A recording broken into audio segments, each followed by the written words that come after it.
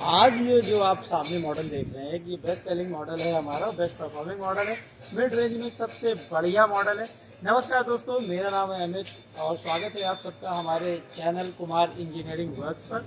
आज हम आपको बताने वाले हैं कि जैसा कि हमने पहले एक सीरीज शुरू करी थी ऑल अबाउट मशीन, तो आज हम जो बताने वाले हैं आपको 22 हॉर्स पावर डीजल इंजन से ऑपरेटेड जो हाइड्रोलिक मिनी बोरवेल मशीन है उसके बारे में। तो ऑल अबाउट में जैसा जो कुछ हम सारी चीज़ों को शेयर करते हैं थोड़ा थोड़ा, तो वो हम बात करेंगे। तो सबसे पहले चलते हैं मशीन के नज़दीक और हम देखते हैं कि 22 हॉर्स पावर का मॉडल में क्या क्या है।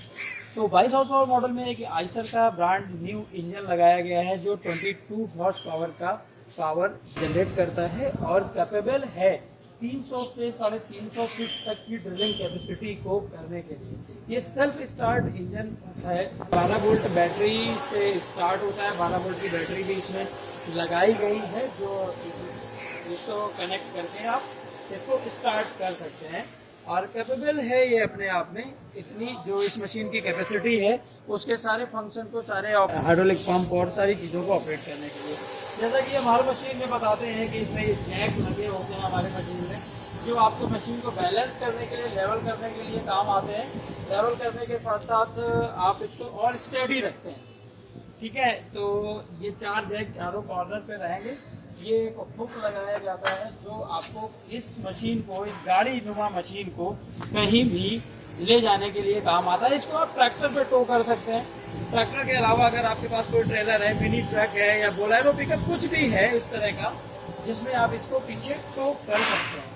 अब ये इंजन तो सेल्फ स्टार्ट लगाया गया है, लेकिन इसमें एक फंक्शन और है कि अगर कभी कभी आपका सेल्फ स्टार्ट फंक्शन काम नहीं करता है तो इसके साथ एक ये हैंडल भी दिया जाता है, इससे भी आप इस इंजन को स्टार्ट कर सकते हैं। तो ये 22 हॉर्स पावर ये इंजन के साथ में ये है, इसको आप हैंडल अपना निकाल के अलग भी रख सकते हैं। अब आगे चलते हैं।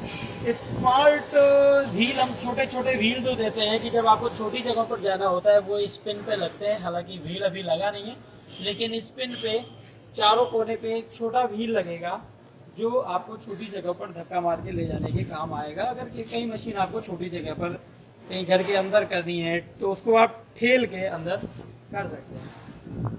अब इंजन के बाद हम आगे चलते हैं, बात करते हैं हाइड्रोलिक इक्विपमेंट की। हाइड्रोलिक इक्विपमेंट में हम देखते हैं कि जब हाइड्रोलिक मशीन है तो सबसे इम्पोर्टेंट चीज़ है हाइड्रोलिक इक्विपमेंट जो भी है। तो ये 80 LPM का, 80 LPM का हाइड्रोलिक ऑयल पंप लगाया गया है जो इस ऑयल टैंक एक लगाया गया है। ऑयल टैंक से इनपुट लेता है और फिर आगे जो हाइड्रोलिक मोटर है या इक्विपमेंट है उनको ये ऑयल फॉरवर्ड करता है। अब आगे चलते हैं। ये टायर के बारे में हम हर मशीन में बात करते हैं तो बहुत ज़्यादा हम बात नहीं करेंगे, लेकिन 22 HP में आपको एडिशनल क्या मिलता है तो वो हमें ज़्यादा बातें करनी है और ज़्यादा बेटर रहेगा आपके लिए कि आपकी वो चीज़ें समझ आए। पहले भी हम हर एक मशीन में बता चुके हैं कि ऑयल टैंक क्या करना है। जब आपको मशीन ऑपरेट करनी है तो इस लीवर को हमेशा ऑन रखना है। ये पोजीशन ऑन का है और इसको जब आप ऐसे कर देंगे तो ये ऑफ का पोजीशन हो जाएगा। लेकिन जब भी आपका पंप, ये मान लीजिए कि अगर पंप घूम रहा है तो ये हमेशा ऑन की पोजीशन पे ही रहना चाहिए। टैंक में एक वापसी पाइप भी आता है कि हाइड्रोलिक मोटर में कुछ ऑयल जो होता है वो रिटर्न होता है, वो वहाँ से मोटर से कनेक्ट होके वापस इसमें डाला गया है। अब आगे बात करते हैं कि जो कंट्रोलर है, कंट्रोल लीवर जिसमें लगे होते हैं, इसके बारे में भी ये सारे मशीनों में ऑलमोस्ट जो है सेम ही रहता है। बस सबसे छोटे वाले मॉडल में ये थोड़ा सा फंक्शन उसका अलग होता है। इसमें क्या है, एक लीवर होता है, ये हाइड्रोलिक मोटर को क्लॉकवाइज और एंटी क्लॉकवाइज जो है ऑपरेट करता है।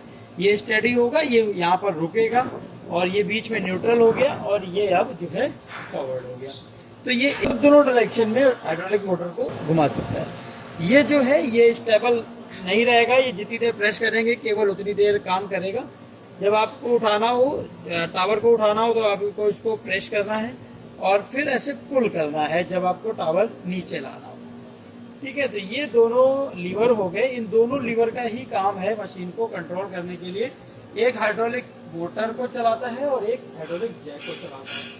हमेशा ये थोड़ा सा ध्यान में रखिए कि आप जब भी जैक को उतार रहे हो तो बेटर है कि कई बार ऐसा होता है कि स्पीड का प्रेशर काफ़ी ज़्यादा रहता है तो आप हाइड्रोलिक मोटर चलने दें। अगर ये टावर बहुत जल्दी ऊपर नीचे होता है तो आप हाइड्रोलिक मोटर को घूमने दें और फिर आप इसको नीचे या ऊपर उठाना है, गिराना चाहते हैं, जैसे करना चाहते हैं वो कर सकते हैं। इसके बाद हम आते हैं कि हमारी जो हाइड्रोलिक मोटर लगाई गई है इसमें, ये लगाई गई है BMR 400। BMR 400 की हाइड्रोलिक पावरफुल हाइड्रोलिक मोटर लगाई गई है जो कैपेबल है कि आपका 300 फीट तक की ड्रिलिंग रॉड को लगने के बाद भी रोटेशन जो है दे सकती है। और ये मान लीजिए कि जो हम इसमें मशीन में सेटिंग करते हैं रोटेशन की, करीब 150 से 200 RPM का रोटेशन रहता है, ताकि उसको कंट्रोल भी किया जा सकता है। बट एक स्टैंडर्ड है कि इतने में बोरवेल बनाने के लिए ये एक आइडियल जो RPM है वो लोग बना के देते हैं। और आगे चलते हैं हम रोटरी बॉक्स में। इस रोटरी बॉक्स के डिस्कशन कर रहे थे। ये वाटर इनपुट है, जो मड पंप से पानी जो आएगा वो इसमें एक इनपुट दिया जाएगा और ये फिर ड्रिलिंग रॉड के थ्रू होते हुए नीचे जाएगा जहाँ पर बिट कटिंग कर रहा होगा। काफी प्रेशर से जाता है तो जो नीचे कटिंग वाला कचरा निकलता है वो बाहर निकल के आता है। अच्छा, कुछ चीजों में हम लोग प्रॉब्लम फेस कर रहे थे, मतलब हमारे जो कस्टमर्स हैं वो प्रॉब्लम फेस कर रहे थे, तो हम भी प्रॉब्लम उसका फेस करेंगे। सीधी सी बात है कि ये जो नीचे एक सॉकेट लगाया गया है जिसमें थ्रेडेड सॉकेट है, ये कुछ क्वालिटी का मतलब है, कोशिश तो हम बेटर की ही करते हैं, लेकिन जब जैसे जैसे हमें और बेटर मिलता जाता है हम उस पर काम करते हैं। ये क्या होता है कि इसमें एक बार ड्रिलिंग में लगभग 40 से 50 बार रॉड एक पाइप कसा जाता है और 40 से 50 बार पाइप को खोला जाता है। तो क्या होता है कि इसका जो थ्रेड है, वैसे इसको चूड़ी भी कहते हैं कई जगह, इंग्लिश में अगर बात करें तो थ्रेड कहा जाता है। तो ये जो थ्रेडेड सॉकेट लगा हुआ है ये घिस जाता है, ये वॉर्म आउट हो जाता है। तो इसको हमने सुधार किया है। अब हम इसको MS का ही दे रहे हैं जो इससे बेटर क्वालिटी है, इससे 2 गुना 3 गुना जो है काम करेगा। तो ये एक हमारी हम फ्लॉ एक फील कर रहे थे। हमें कस्टमर्स जो हमारे हैं वो हमें बताते थे कि सर ये प्रॉब्लम आ रही है, तो हमने उसको सॉर्ट आउट किया है ताकि उसकी जो कैपेसिटी है, जो उसकी क्षमता है वो 2 गुना से 3 गुना हो जाएगी। तो ये परफॉर्मेंस जो है थोड़ा और सुधार हो जाएगा। चेसिस के बारे में हमने कभी बात नहीं किया है। तो ये चेसिस एक स्ट्रॉन्ग, ये चेसिस का मतलब है कि जो उसका बेस बनाया गया है, ये आप देख सकते हो कि काफी अच्छा मोटे हैवी चैनल में बनाया गया है। तो ये काफी मजबूत रहता है और वजन भी बढ़ाता है और वजन के साथ साथ किसी भी शॉक को एब्जॉर्ब करने में भी कैपेबल है। किसी तरह का जल्द आएगा उसको भी सहने में सक्षम है और किसी तरह का प्रॉब्लम नहीं रहेगा। तो इसके बारे में हमने बहुत ज़्यादा बातें नहीं करनी है, क्योंकि ये तो आप सब जानते हैं कि जब सारा काम जो है वो लोहे का स्टील का है, तो ये कैपेबल है। MS स्टील हम इसको कहते हैं, माइल्ड स्टील बोला जाता है इस टाइप की स्टील को। कई बार स्टील से लोगों को कंफ्यूजन हो जाता है कि स्टील तो वो चमकने वाली जो बर्तन आते हैं वो हो जाते हैं, बट इसको भी माइल्ड स्टील बोलते हैं, MS बोला जाता है। MS अगर आप समझो mild steel, MS pipe, MS plate, MS channel, whatever, बहुत तरह से आप सुनोगे। तो आगे हम चलते हैं मशीन के बारे में। ये फोल्डेबल टावर जैसे हमने है, तो टावर को फोल्ड करने के लिए ये हैंडल दिया गया है आपको। ये 2 नट जो है एक उस तरफ होगा, 2 से 3 लोग इसको ऐसे बैलेंस से बनाते हैं ताकि आगे आप उस स्टैंड पे जो आपको उधर आगे दिख रहा है, ये स्टैंड दिख रहा है, इस पर आप इसको होल्ड चला सकते हैं ताकि आपको कहीं पर नीची जगह पे लेके जाना है तो या कहीं से आप इसको ले जा सकते हैं। चलिए खैर अब आगे चलते हैं, बात करते हैं मड पंप की। तो इसमें मड पंप एक 3x3 इंच का पावरफुल मड पंप लगाया गया है जो कैपेबल है 3 इंच का जबरदस्त प्रेशर को जनरेट करने के लिए। अब इसमें थोड़ा सा कंफ्यूजन रहता है कई बार लोगों को। तो इसमें ये तो हो गया इनपुट, ये सिंगल इनपुट है जो आपको पानी को इनटेक करेगा।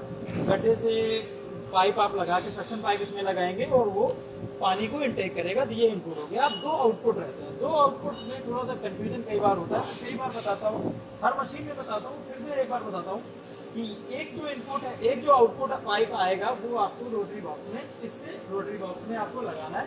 और ये करीब 8 से 10 फीट का पाइप आपको लगाना है ताकि यहाँ से ऊपर तक जब तक रोटरी जाए तो उतना जो है आपका ये लेंथ कवर करना। अब एक जो है वो फ्री पाइप रहेगा, वो फ्री पाइप आपका वापस गड्ढे में जाएगा ताकि जब आपको ड्रिल रॉड चेंज करना रहेगा तो आप क्या करो, इसका वॉल्व यहाँ पर लगाए जाएंगे, बाल वॉल्व लगते हैं, बाल वॉल्व जो लगेंगे उसको आप इसको ऑफ कर दीजिए, रोटरी में जाना बंद हो जाएगा। आप इस वाले को ऑन कर लीजिए, लेकिन ये प्रोसेस ऐसा होना चाहिए कि दोनों, कोई भी कंडीशन ऐसी नहीं होनी चाहिए कि दोनों वॉल्व जो हो ऑफ हो। हमेशा एक तो एटलीस्ट ऑन रहना ही चाहिए। तो मतलब क्या है कि जब आपको ये बंद करना है तो इसको पहले ऑन करना है, इस वाले वॉल्व को ऑन करना है और इसको ऑफ कीजिए, और फिर जब आप ड्रिल रॉड चेंज कर लेंगे तब आप इसको ऑन कर लीजिए पहले, फिर आप इस वाले में जो वॉल्व लगा है उसको आपको ऑफ करना है।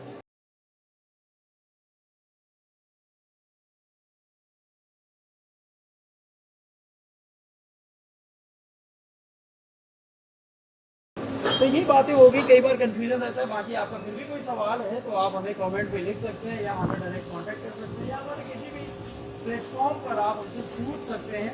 और आपको किसी भी तरह की कोई समस्या आ रही है तो आप वो पूछ सकते हैं, उससे रिलेटेड वीडियोस जो है वो आप बना सकते हैं, तो वो हम बना के आपको देंगे।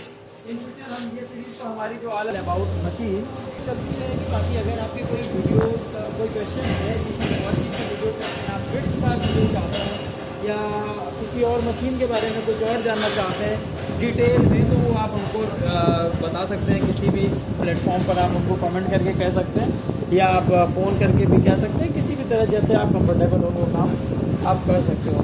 तो हम मिलते रहेंगे नेक्स्ट वीडियो में, फिर मैं मिलूँगा आपके साथ। और आपको अगर आपने चैनल हमारा सब्सक्राइब नहीं किया है तो सब्सक्राइब कीजिए, वीडियो को लाइक कीजिए, वीडियो को शेयर भी करते रहिए। Thank you.